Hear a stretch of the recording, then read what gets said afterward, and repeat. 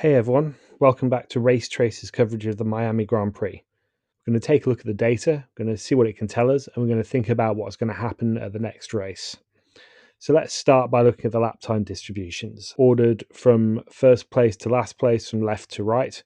We can see the Mercedes in green and the McLaren in orange, followed by the Red Bull of Verstappen in blue and the Ferraris of Hamilton and Leclerc in red.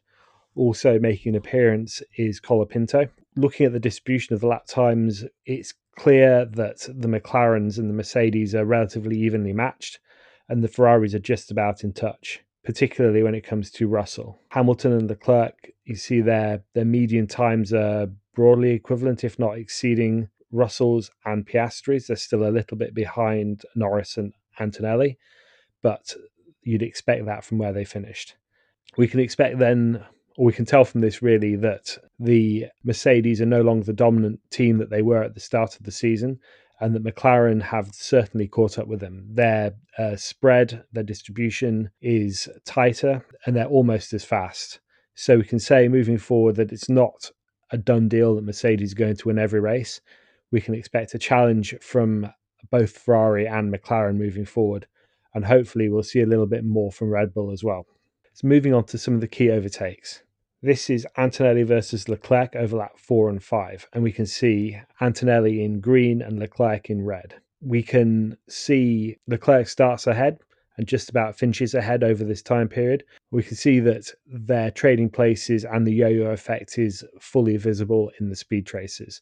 Here we can see a difference of 28 kilometers per hour between Antonelli in his override mode and Leclerc in his super clipping mode. Super clipping, both are super clipping, but Antonelli's clipping from a higher Vmax.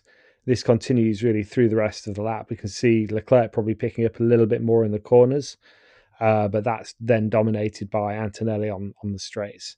This carries on over until the start of the next lap, where we can see Antonelli marginally ahead at this point, and also the slightly higher top speed moving into the turn one.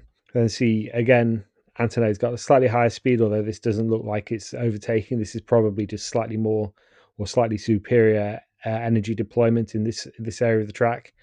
And then Leclerc gets the override in this part, and you can see here a 32 kilometer speed difference between the two. Quite significant, but also mirrored when you compare it to back here.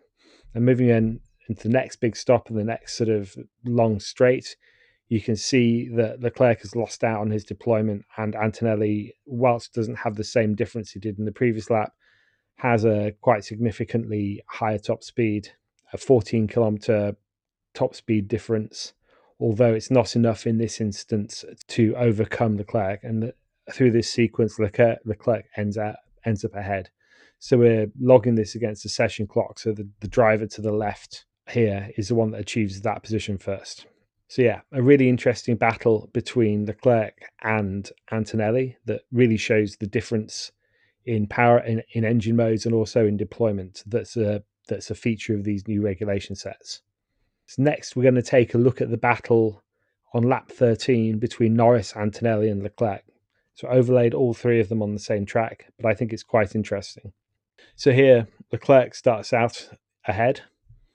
Ultimately, Norris ends up ahead after this lap. So you see their paces are relatively evenly matched. Antonelli's trailing behind. He's the last one to cross the line. He's the last one to start the lap, and he's the last one to hit the braking zone for turn one. So yeah, the speeds are relatively matched. If we move over to lap time, we can see they map each other almost perfectly, particularly through the first section. You can see Antonelli maybe has a slight top speed advantage, but it's not an awful lot compared to the rest.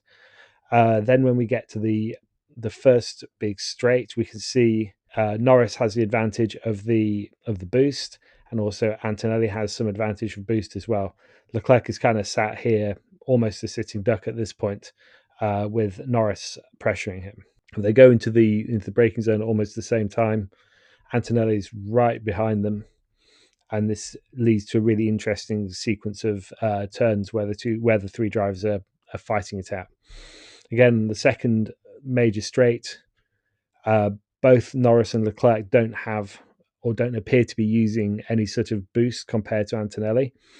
But it's not enough for Antonelli to come past these drivers at this point. So you can see Norris now has the highest speed out of the through the very final section of the lap, and ends up ahead of Leclerc with Antonelli right behind him. So next, we're going to take a look at the battle between Leclerc and Antonelli over laps 14 and 15. This is a continuation of the battle that we just saw. Again, we see pretty good evidence, or pretty strong evidence, of the yo-yo effect happening. You can see the two drivers are pretty evenly matched for pace. Leclerc starts a little bit quicker and carries that a little bit through the first section of the lap, but they're pretty evenly matched in terms of VMAX all the way through to the first long straight, where Antonelli gets the override mode and is able to get a quite significant top speed advantage, almost 24 kilometers per hour in this instance. And then when they get to the back straight, Leclerc has a little bit of extra battery, but not an awful lot. And it's not quite enough really to make a massive difference on Antonelli here. And then this continues. They're reasonably evenly paced through the rest of the lap. Again, we see where Leclerc had a slightly higher speed in the first section, in the first lap, in lap 14. This is replaced now by Antonelli having a slightly higher speed in lap 15 in the same section. Don't know if that's a mistake or if that's just a slightly different deployment. And when we come to the first long straight, again the speed differential is not quite as significant as it was on lap 14, but nonetheless Antonelli is able to get to the braking zone first. Then we see Antonelli sort of maintaining the lead through the next section, but then when you come to the final straight of this, Leclerc gets the speed boost, the power override, and is unable to do anything about Antonelli's difference at this point. So when they go through the rest of the lap, finishes with Antonelli still slightly ahead of Leclerc. So next we'll take a look at the battle between Hamilton and Verstappen on lap 27. So we see Verstappen's slightly ahead, and it looks like Hamilton's about to come into the pits. So this really looks like a differential, a regen and deploy battle here. So there's not a huge speed differential at the end of the straights, but there is a little bit. So we can see Verstappen's ahead through sector 1 after turn 1, and then they're really trading top speeds across here. The Ferrari has a slight advantage in top speed, about 18 kilometers an hour, down to about 16 kilometers an hour as they approach the braking zone. Verstappen's still ahead in the braking zone, reaches the apex first, and proceeds to be ahead. This is probably where the Ferrari makes a decision to pit, because the Red Bull is now quite clearly ahead. Even with a slight top speed boost, it's not enough to overcome the difference between the two. And the final battle I want to look at is the battle between Russell and Verstappen on lap 56. So Verstappen starts lap 56 ahead slightly, and Russell ends up in the lead. If you look at the strict time overlay, Verstappen has a slightly higher speed through sector 1, but once it comes to the two straights, the Mercedes gets its deploy mode. We can infer that from the car behavior.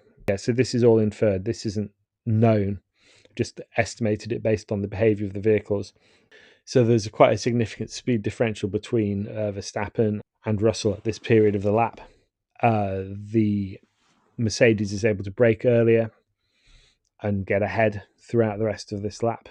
Or they're neck and neck, I suppose, really, through this part. Out of the corner onto the final straight, the Red Bull has a slight advantage. It achieves its speed slightly quicker, but it's quickly overhauled, again, using the inferred override mode here, and is able to get to the apex first, get on the brakes first, slow down, and actually even achieve a higher apex speed there. And then Russell's able to go ahead and finish the lap ahead of Verstappen.